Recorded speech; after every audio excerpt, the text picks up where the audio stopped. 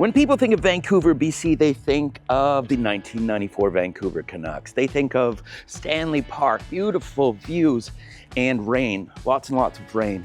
But they also should think about rock music, because Vancouver is by far one of the most important places in the entire world in the story of the history of rock and roll.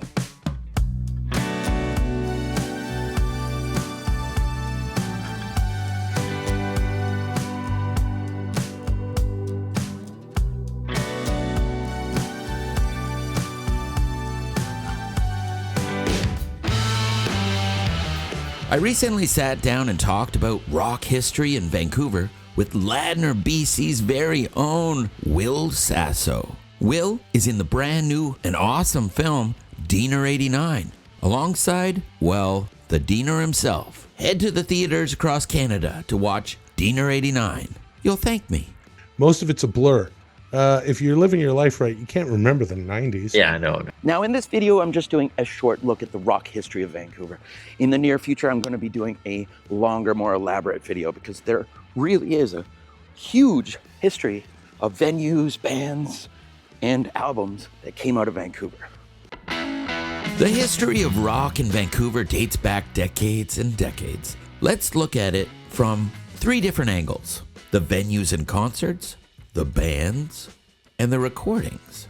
Elvis Presley played his last show outside of the US at Empire Stadium in Vancouver in 1957. An absolutely chaotic event, matched only by the Beatles right there in 1964. Zeppelin, Fleetwood Mac at the Agrodome also were legendary. But rock and roll isn't just stadiums. We trace rock music in Vancouver back to the legendary Cave nightclub and other smaller locations in the city, as well as the later spots of the Smiling Buddha and others. The Cave is likely the most renowned, being open from 1937 until 1981 and showcasing everyone from Tina Turner to Johnny Cash, James Brown, Ronnie Hawkins, Fats Domino, and thousands of other acts, many being rock and roll. And then there were the legendary bars of the 1980s and 1990s, world-famous spots like Gastown's The Town Pump, Richards on Richards, Starfish Room, and now they're all gone. Now, if you're talking about rock music, there will always be one place that everyone mentions, and rightfully so. It's right in front of me. It's not there anymore. It's called The Town Pump, right here in Gastown. And in the 80s and 90s, it held a very important place in hearts of rock and roll fans. Everyone from Nirvana to Pearl Jam to pretty much everyone played there. And it's probably the one place that people are the most nostalgic about. It closed in the 1990s, and like so many of these other stories, is long, long gone. I know. I remember I saw Matthew Sweet play at the Town Pump in like 94 or 95. He played a solo acoustic set. Yeah. I stood there right in front of him and sang along with every song. And then he, probably annoyed by the gigantic adolescent Vancouver boy, just singing along with all the songs, grabbed me firmly by the hand at the end of the show and put his guitar pick in my hand, kind of like, here. Now, I am currently where the former Richards on Richards was, and I have to tell you, when you look around this spot, you're surrounded by condos and trees. Absolutely different vibe than how it was as Richards on Richards, one of the most iconic clubs in Vancouver history and rock clubs in Vancouver and Canadian history. Now, sure, it was a great place to see bands, but in the 1980s, it was bigger than just a concert venue. It was the place to be, and it very much was one of the centers of rock culture in Vancouver at the time. So yet again, I am here across from the old Starfish Room here in Vancouver, and it is now, guess what it is? Guess what it is? a condo, 1055 Homer Street. Now, I went to the Starfish Room quite a few times. I saw quite a few bands. It was a good, smaller size. It was smaller than Richards on Richards, but it's now a condo. And that's a theme of this video. Cool old rock bars that are now condos. Now I am on Dunsmuir and I'm walking by, it's called the Railway, but obviously it was the Railway Club for decades and decades and decades. It started out as a men's member only bar for the railway workers. In the 1980s, it was starting to be known as a bar for live music. Everyone played there, from Radiohead to Los Lobos, 5440, Katie Lang, and I probably played there, I don't know, 15 or 20 times. But it was this beautiful spot upstairs, Seymour and Dunsmuir, right there. And tiny little stage, everything was kind of red velvet, very retro. It was a place where you could go in to see a band play, and there's still some local gentlemen that are a bit grumpy. It's now very different than it used to be, but at least it's still a bar. So, Vancouver now is seriously lacking a healthy selection of music venues. You have some small ones and some big ones. But a healthy music scene will have a stairway of sizes, facilitating the growth of local bands and accommodating touring bands of different influence. When you talk about Vancouver rock musicians, you think of the obvious: Bryan Adams, Chilliwack, Trooper, 5440, DOA, New Pornographers, Age of Electric, The Odds, Prism. But when talking about rock musicians in Vancouver, we also have to point out how important Vancouver was for Jimi Hendrix, Kurt Cobain, and tons of others. In the case of Jimi Hendrix, he would spend his summers in Vancouver growing up at his grandmother's place, right here in what was known as Hogan's Alley, the vibrant black community, which was later pushed aggressively out. Nora Hendrix was a prominent and beloved matriarch of the community. Jimi Hendrix spending large portions of his youth in Vancouver, only a couple hours north of his home in Seattle. In fact, Jimmy attended grade 1 at Dawson Annex School in Vancouver, and later as a young adult choosing to spend his time cutting his teeth at Dante's Inferno and Smiling Buddha. Out to the Coliseum. It was in 68. And I went out there and had a seat right down in the front, almost in the front.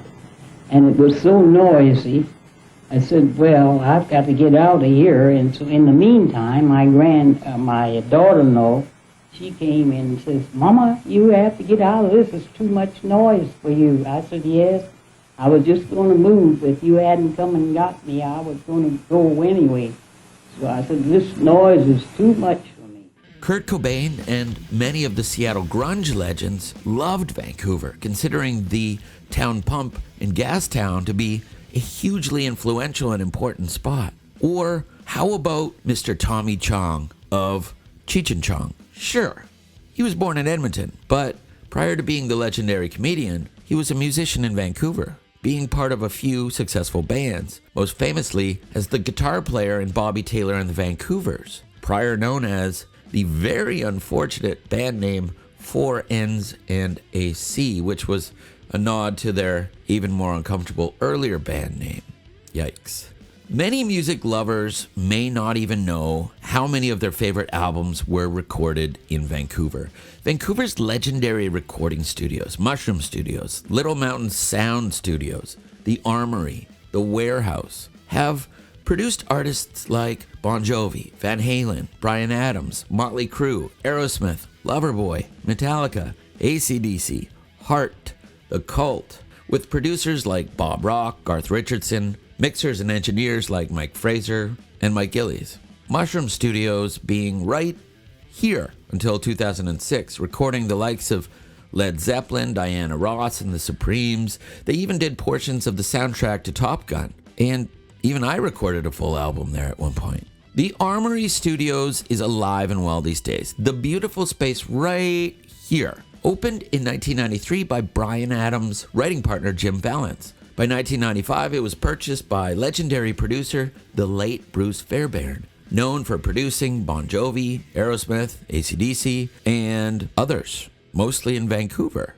I recently chatted with my buddy Mike Fraser, who was mixing there this summer, but I don't know who he was mixing because according to him, it was a closely kept secret, which isn't surprising because Vancouver still is home to the recording of the world's biggest acts, albeit sometimes with a cloud of mystery behind it. Little Mountain Sound Studios was arguably the highest profile studio of them all, being located right here from the 70s till the 90s, recording many of the bands I mentioned before, having Bob Rock either engineer or produce, Mike Fraser often mixing. Here's some footage of Aerosmith recording there.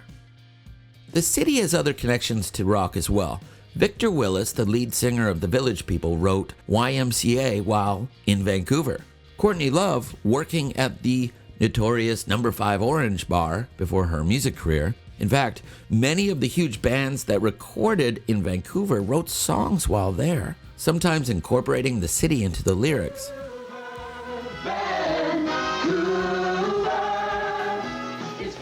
The lyrics of Blind Melon mentioning Pigeon Park, stemming from their famous show with Lenny Kravitz, to which Will Sasso was actually there. I think I saw Blind Melon open for Lenny Kravitz at the Agrodome, if it wasn't the Peony Coliseum. We were out of the splash zone, thankfully, because we were in the nosebleeds, and it was like, was he? I think he's peeing. He can't be peeing. Yeah. God rest. I think he was arrested. Shannon Hoon's immortal soul. Yeah. He was arrested, and he got community service in Vancouver, and had to do some community service on the east side. So he actually had to do that. Oh, I didn't know that. I'm gonna look into it. And there was lyrics in his next album that referred to Pigeon Park. Now, Will Sasso is in the brand new Canadian film Diener 89 alongside Paul Spence, aka the Diener, the governor of Givener. So we spent some time chatting about the film, which, by the way, is out in theaters across Canada right now. Everything was legit. The production design and all elements of it. It felt from that way. The set to even the props you're holding, the hair, makeup, and wardrobe was all 1989. When I walked on a set, I was like, it's 1989. I feel this dude. I know where I am. I sat on chairs like this to have dinner when I was 15 years old. It's a wonderful blessing to be working with someone who I admire so much for his comedic take, which is extremely, extremely unique. And the fact that he digs some of the stuff I do is it only helped to enhance what we did together.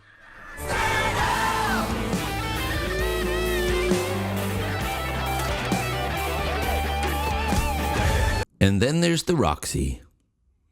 Oh, the Roxy.